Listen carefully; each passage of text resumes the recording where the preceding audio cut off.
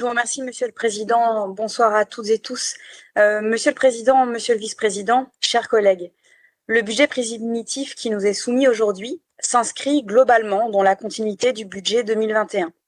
En matière de recettes, l'AMEL, comme toutes les collectivités, dépend largement de la politique de l'État en matière de dotation et de levier fiscal laissé à la main des élus locaux. Ça a été rappelé notamment par notre collègue Éric Bocquet. Dans un contexte d'élection présidentielle, les dotations des collectivités ont été maintenues. Leur stabilité future dépendra grandement des choix politiques de la future majorité. Or, il ne saurait y avoir de transition énergétique et écologique sans actionner les leviers locaux. Toujours en matière de recettes, la culture de la recette est régulièrement invoquée et promue au sein de notre métropole. À titre d'exemple, les cessions d'immobilisation représentent une recette de 19 millions d'euros pour 2022. Elle est certes en baisse cette année par rapport à 2021, mais différents coups partis laissent penser qu'elle sera beaucoup plus importante dans les années à venir. Cette culture de la recette, si elle peut paraître vertueuse financièrement parlant, n'a pas de valeur politique en soi. Vendre des terrains peut avoir deux conséquences fâcheuses. Premièrement, les projets justifiant la vente sont parfois en totale contradiction avec nos objectifs climatiques. C'est le cas du projet d'entrepôt logistique d'Illy-Salomé, permis par la vente de terres agricoles pour 4,9 millions d'euros. Bien que réalisée à un coût élevé, cette vente ne saurait être une bonne nouvelle.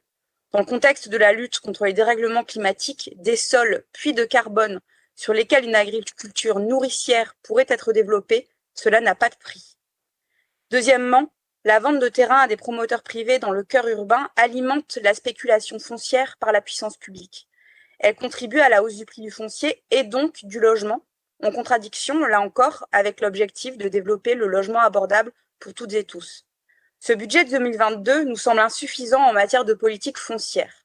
Une politique foncière qui devrait être davantage mobilisée au service des orientations politiques fixées dans les différents plans et programmes de la métropole, en particulier le plan climat-air-énergie et le PLH3 à venir. L'AMEL pourrait être bien plus volontariste en la matière. 8,4 millions d'euros pour la politique foncière en matière d'habitat, c'est encore insuffisant. Au regard de nos objectifs climatiques d'ailleurs, le budget climatique n'est pas encore assez utilisé comme un outil d'aide à la décision. Il donne plutôt l'impression généralement d'éclairer l'impact de politiques déjà décidées.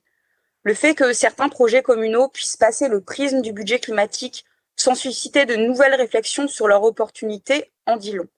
Je ne citerai parmi ces projets que l'aménagement du boulevard Gambetta à Tourcoing pour 10 millions d'euros cette année et la mise en 2x2 voies de la MD 700 pour un total de 15,5 millions d'euros.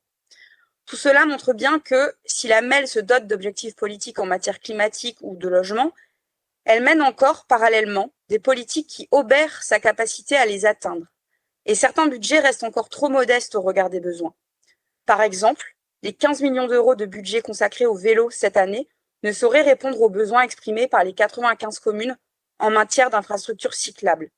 En l'espèce, relever le niveau des investissements vélo ne reviendrait pas seulement à répondre aux demandes des maires, mais à améliorer les possibilités de déplacement à vélo de l'ensemble des métropolitains d'une commune à une autre. L'effort de la MEL en la matière devrait être plus élevé au regard des dépenses en faveur du vélo réalisées par exemple par l'Eurométropole de Strasbourg, 2 fois plus importante par habitant et par an que celle de notre métropole. Si d'autres métropoles y arrivent, pourquoi pas nous? En matière de transport, la gratuité pour les jeunes de moins de 18 ans représente un coût de 10 millions d'euros en moyenne par an. Comme prochaine étape, nous plaidons en faveur de la gratuité pour les personnes au quotient familial 1, ce qui représenterait un coût approximatif de 7 millions d'euros, soit à peine 2% du budget de fonctionnement transport. Un coût qui nous paraît assez facilement absorbable. Nous proposons aussi que la MEL estime le coût d'une gratuité des transports en commun le week-end. Les métropoles de Montpellier et de Nantes, parmi d'autres, ont fait ce choix et constatent une hausse significative de la fréquentation des transports en commun. Quant à la rénovation thermique des logements, autre dimension centrale dans la lutte contre les dérèglements climatiques, il lui faut passer un cap que les politiques actuelles ne lui permettent pas de passer. Le recours au service public d'efficacité énergétique de la région Hauts-de-France pour le tiers-financement des projets des particuliers ne permettra pas la massification que nous visons. Nous demandons que la MEL envisage sérieusement la création de sa propre structure de tiers-financement, si nécessaire en partenariat avec des intercommunalités voisines. C'est possible. La métropole de Bordeaux et la région Nouvelle-Aquitaine disposent chacune de leur propre structure de tiers-financement, décuplant ainsi leur force de frappe.